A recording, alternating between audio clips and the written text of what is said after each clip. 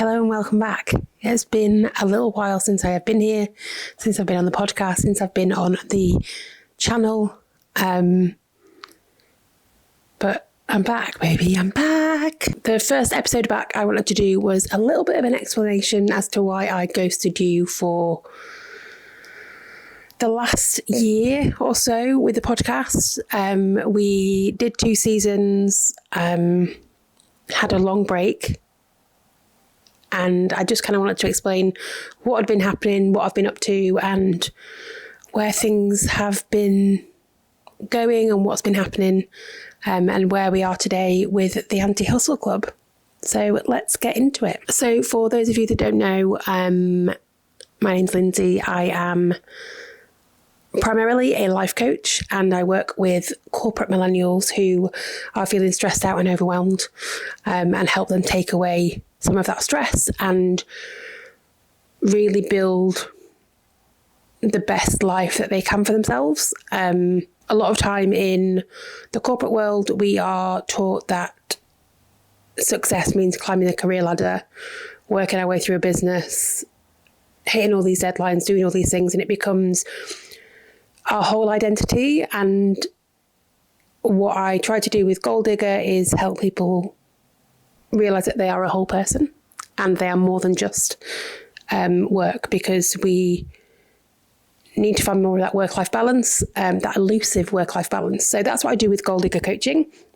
And the Anti-Hustle Club came up as a reaction to the sessions that I was having with clients, and they still needed a way to unwind and deal with stress, which is why I came up with the Anti-Hustle Club, and we did subscription boxes. And I say we did because we have put a pause on that for the moment. And I put a pause on that because last year I burned out from trying to do too much as one person. So it was a great year last year for many reasons, but it was also a really tough year for a lot of other reasons as well. I got my business into John Lewis twice. I did 2 pop-up stands, one in the October and one in the December. They were both great experiences. I learned a lot. I recognised that there was a lot of things that I needed to change about the business, and not necessarily what was at the core of the business, but how I approached things and what my clients and customers wanted rather than what I wanted to give them. It was a massive learning, and it really helped me craft what I wanted the future of the Anti-Hustle Club to look like. But it was also really overwhelming because I am one person doing this. So essentially in the first John Lewis event, which was great, I over-ordered too much stock. So I had all of this surplus stock left once I had done the event, which was great because I was like, I'll be able to sell it, it's fine. But then I didn't have a big enough following to be able to engage people and to sell the products. So I was like, right, I want to be able to shift more of these products and to help more people and to get rid of all of the stock that was literally living behind me in my flat. So I did another John Lewis event first week of December last year, which was incredible. And I loved it because it actually really showed me that there is a need for the Anti-Hustle Club. It resonated with so many people, and it really made me know that this is what I want to be doing. But at the same time, it was exhausting. And as a result of that, I burnt myself out. And I think at the start of the year, I was very much all guns blazing to kind of go for it this year with the Anti-Hustle Club from a subscription box perspective and a product-based perspective. But actually, I think had I carried on, I would have had another mental breakdown. And that is something that I do not want to relive and to re-experience. So I decided to pause it. It was a really hard decision because I felt like I was letting people down, and the subscribers that had been so loyal since I started the subscription boxes, I felt like I was letting them down as well. But I knew that I would be doing myself a disservice and the business and the brand a disservice if I didn't do what I was preaching and telling others to do, which was actually to look after yourself first.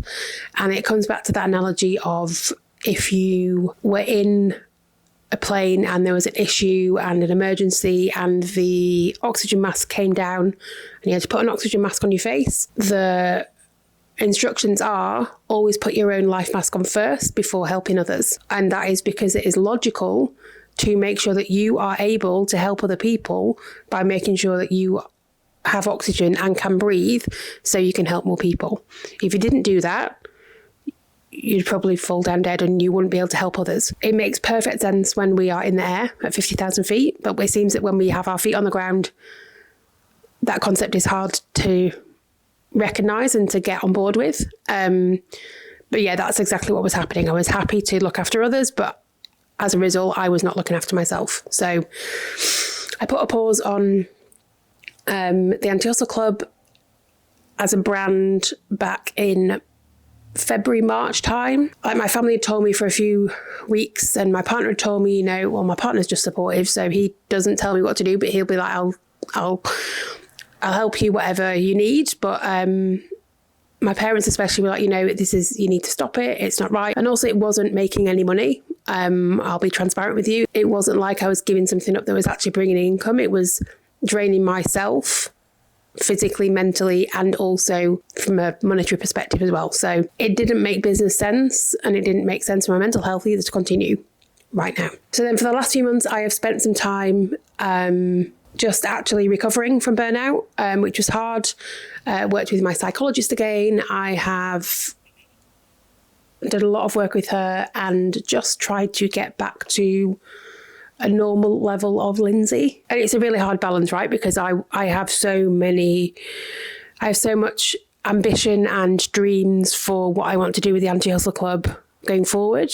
But I'm also very cognizant of the fact that I need to take baby steps to be able to move forward. But I think it is just accepting that these are the small steps that I'm going to take to start with, and then it can grow from there. So we're not going to be initially going straight back to selling products. They are on the website if you want to buy them, but that isn't going to be the priority. What I really want to do is get people together in a room and chat and engage with each other and just share some of the stories and some of the heaviness and some of the lightheartedness and just the reality sometimes of what it's like working and living in a society where there is a lot of pressure, and actually bringing people together so you realise that you're not alone and that you're not in this on your own, and there are others out there that can sympathise and empathise and help you. Like, you do not have to do this alone. So that's where I see like the future of the Anti-Hustle Club.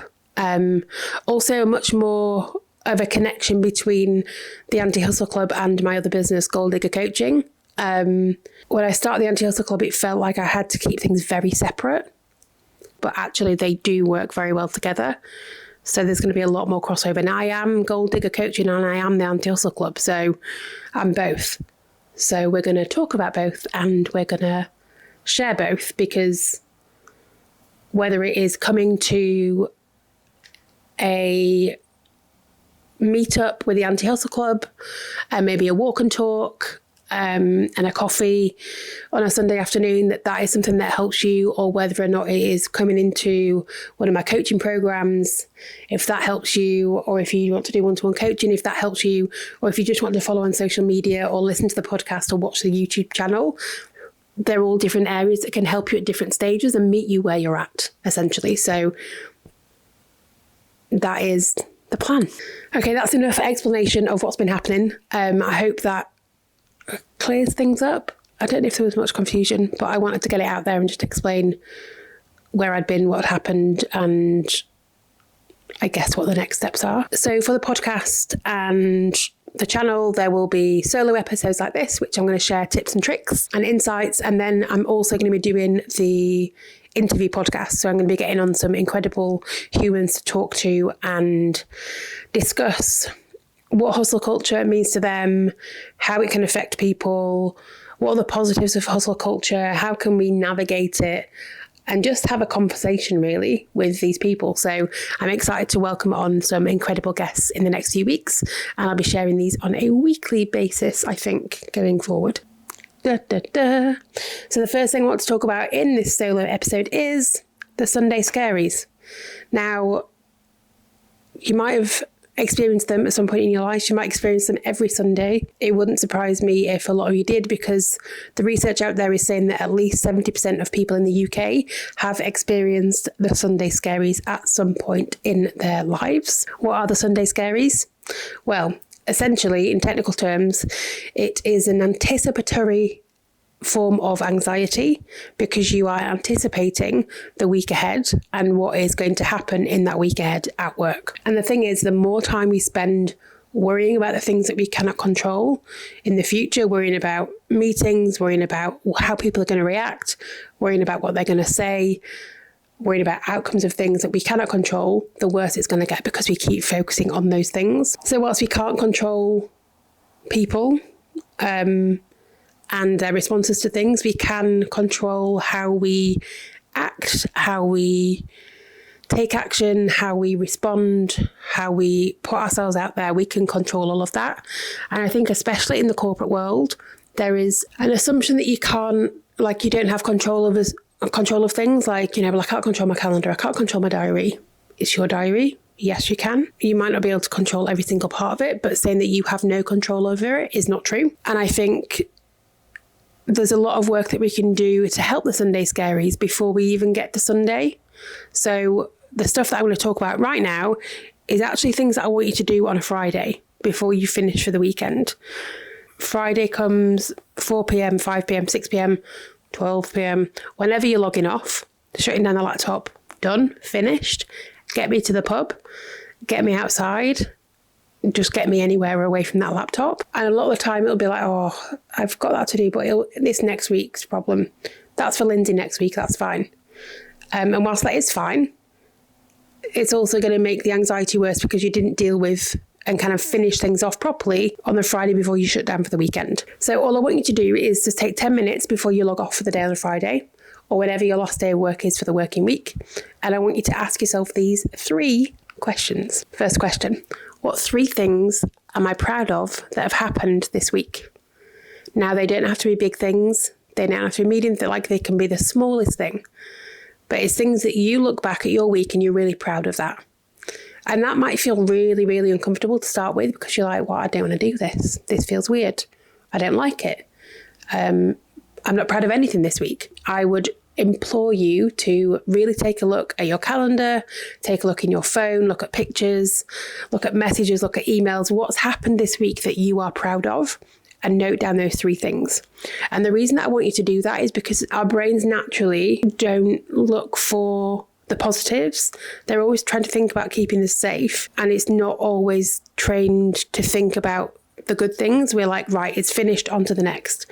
Right, take that off the list, it's on to the next. But we don't often stop to pause and think, actually, these are 3 positives that have happened this week. And the positives could be a negative that you're actually taking some learnings from, but I really would implore you to write down 3 things that you are proud of this week. Second question is, what is still on my to-do list that I need to prioritise at the start of next week? It might be one task that you've been putting off all week that just keeps hanging over your head. It might be having a conversation with somebody that you don't have a conversation with, so you just keep putting that off. But there are things that are on your list that you always keep moving to the next week and moving to the next week.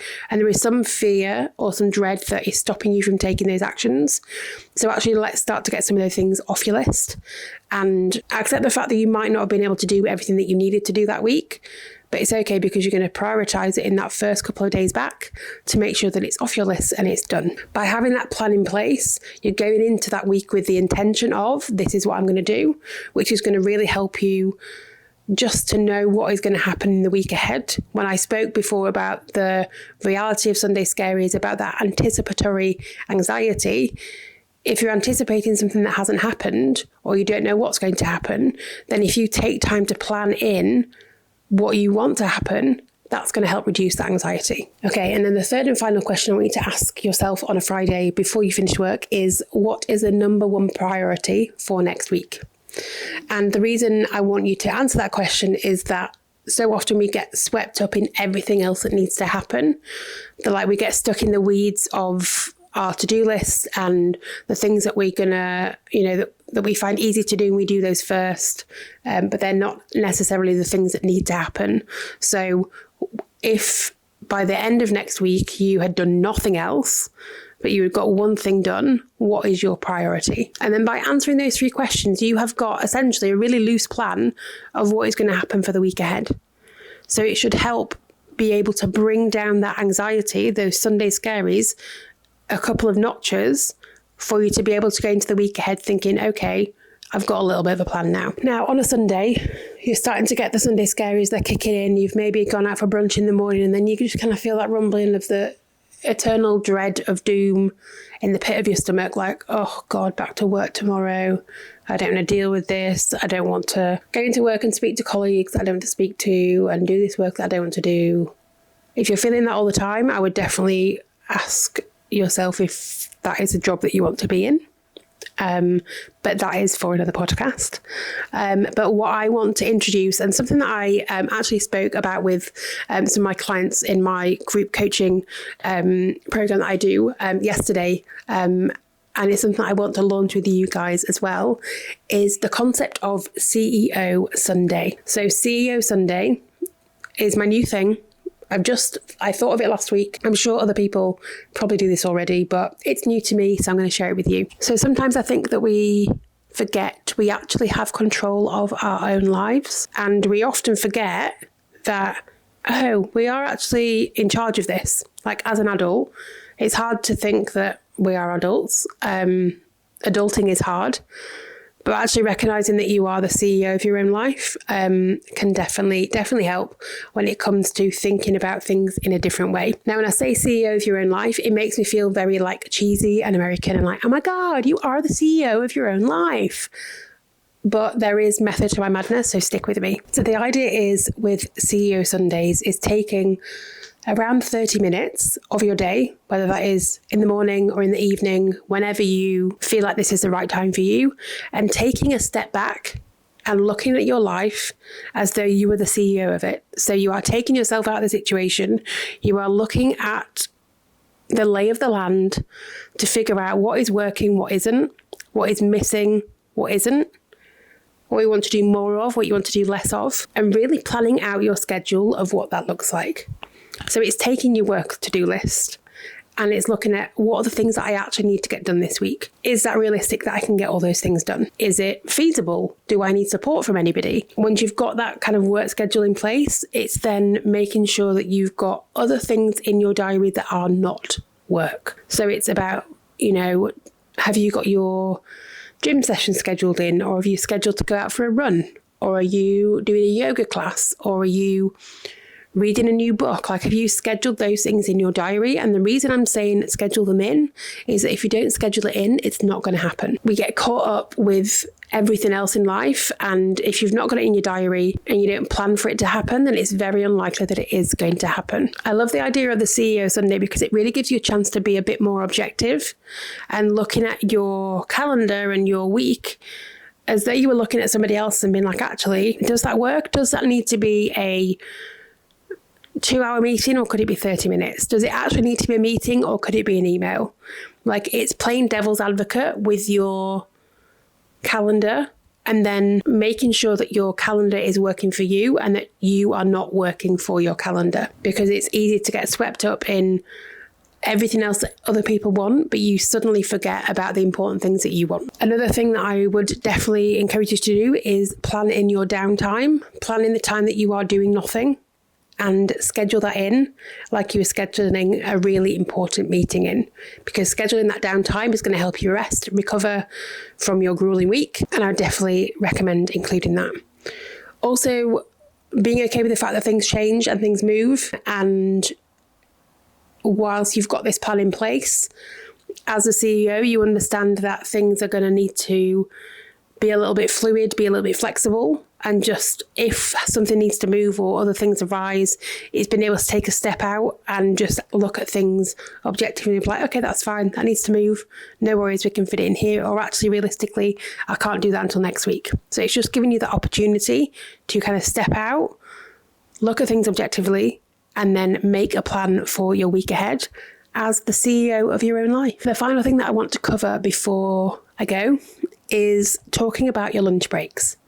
And you might be thinking, Lindsay, I don't know what a lunch break is. I haven't had one since 2018, well, that makes me upset for you. I'm very sad because lunch breaks are actually your superpower when it comes to being productive and being creative and problem solving at work. We often think that it's important to power through and just get shit done, but actually taking just 15 minutes away from your desk to let your brain just start to process some of the stuff that you've been doing in the morning is a massive help to how you can show up and how you can perform in the afternoon. 90% of employees who took a regular lunch break are more likely to report feeling refreshed and ready to go back to work, compared to only 58% of those who do not take breaks. Another study published found that employees who take breaks are more engaged and less likely to feel exhausted by the end of the day. If you're not taking lunch breaks at the moment, or you're having a lunch break but you are literally sitting on your desk and eating your lunch, that is not a lunch break. I'm just suggesting maybe taking 15 minutes a couple of times a week